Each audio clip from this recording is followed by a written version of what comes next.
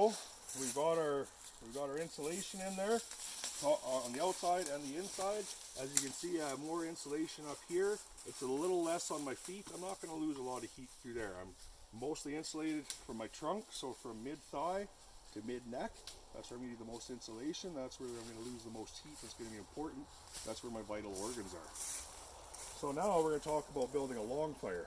So the most effective use of this shelter, we're going to get some bigger logs if we can.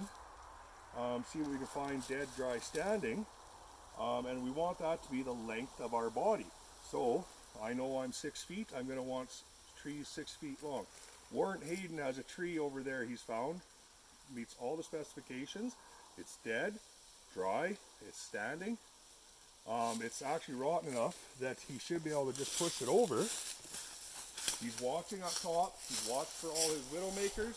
He's going to grab it. He's going to try to push it over.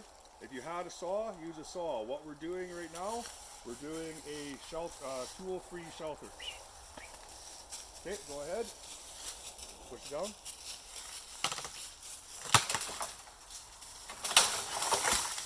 Okay, so he's going to drag it over to our fire area. Here's the fun part, dragging it over. If he can find a spot to break it along the way, he should. Or he can lift it.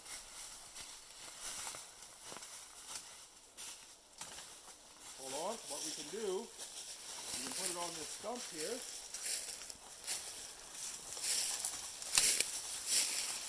Okay, try to put it down on the middle and see if it'll... Okay, the stump gave first. So this is where we're going to want to go into that tree break system that we used before. We have two trees right here. They're a little narrower apart, a little further apart than usual, but we pick it up. Slide it through here. Okay, there's that 6 feet mark. Now he can go to the end. This is firewood. This isn't as important as long as it's at that 6 foot mark. So he's going to go to the end to get some leverage. Okay.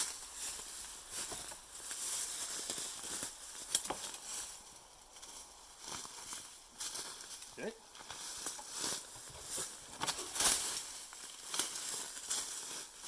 You might have to just take this one and burn just the one end of it, and then as it burns off we can start feeding it in. So let's take it over.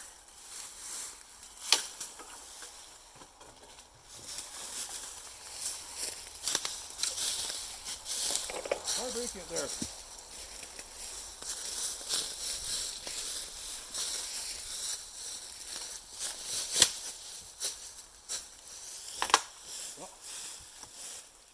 Okay, ready? 1, 2, 3, go. There we go. That's a little better. Now, bear in mind, we're both approximately the same size. We did it on the count of 3. We walked into it. We didn't jump into it. That's how you create a hazardous situation, by getting someone catapulted back into the trees.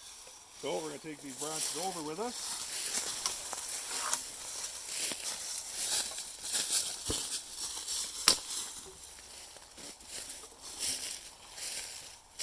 Okay, we're going to try to find a few more like that, and then we'll come back and show you how to build this.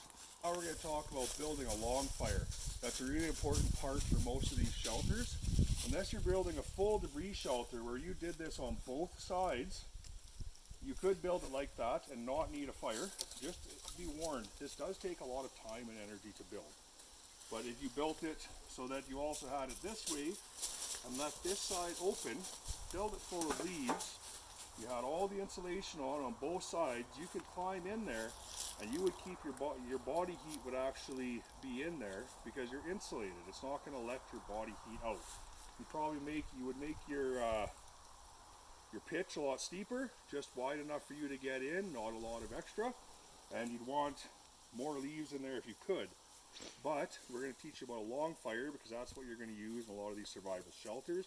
A lean-to, a super shelter, any of those. We'll teach you about the long fire as a survival skill. So you're going to want the fire as long as you are tall. You're going to want to take your thicker trees. So luckily we found these ones from an old campfire. We're going to lay it down. We want the closest part of the fire at least one good step, one good pace away from your shelter. Now, if you built your shelter at an angle, hopefully the wind should be coming at the back, coming over and pushing any smoke away. If the wind changes, you're going to get a shelter full of smoke. There's not much you can do about it. Your best way to orientate a shelter is actually so the wind is coming through between you and the fire. It's going to take a little bit of the heat away, but it's also going to take away the smoke. So, but we've built it so our back is to it. So the wind is going to come over. Hopefully it's going to push the smoke away. We're going to take our biggest layers here. We're going to lay them down. Like I said, we're at that one pace. We want them fairly tight, however we can get them in there. We're one pace away. And since we don't have big logs, this works best with your big logs that you're not going to be able to really harvest naturally. This one is longer. I'm not too worried. I'm only burning the one section anyways. What we're going to do now is we would collect birch bark, our fine twigs, everything we're going to need. Here we have leaves, so we're going to stuff that with leaves and twigs.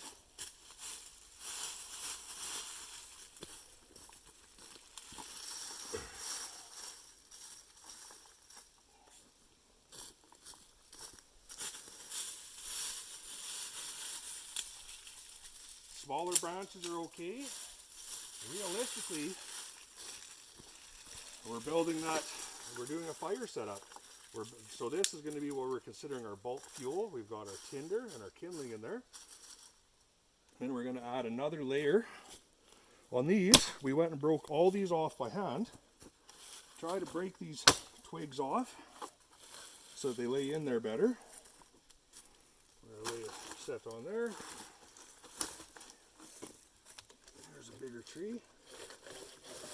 So we're going to want to go biggest to smallest.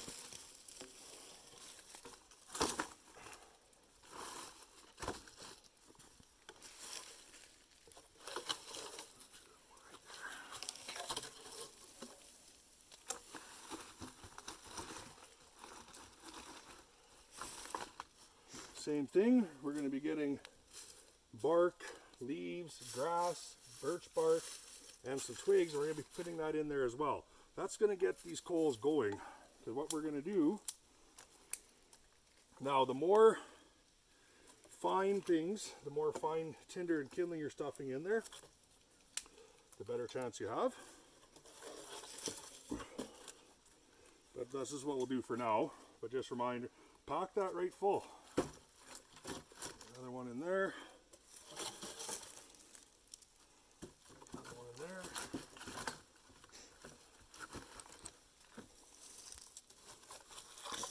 Same thing, we're going to be taking some twigs, jamming it in there. Now this one is kind of important after you fill this in here, because this is going to be our second to last layer. So we're actually going to lay a few twigs across it.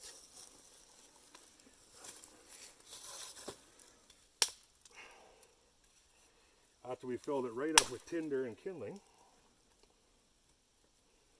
Now, you see how these notches are lined up? I did that for a reason. I left them poking up so that we can get our last bulk fuel in here.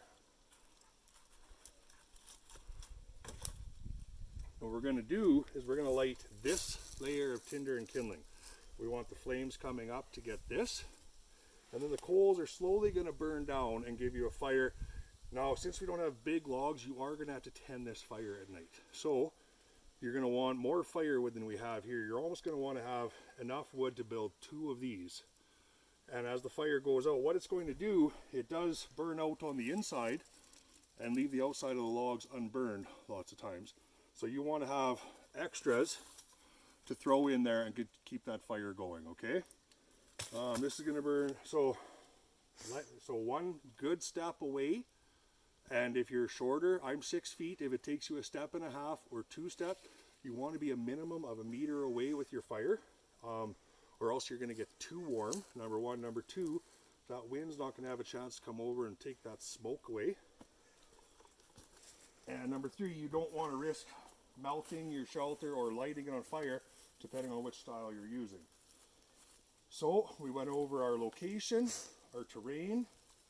So we stopped, we sat, we thought, we observed, we saw all of what we had available, and we picked our good terrain.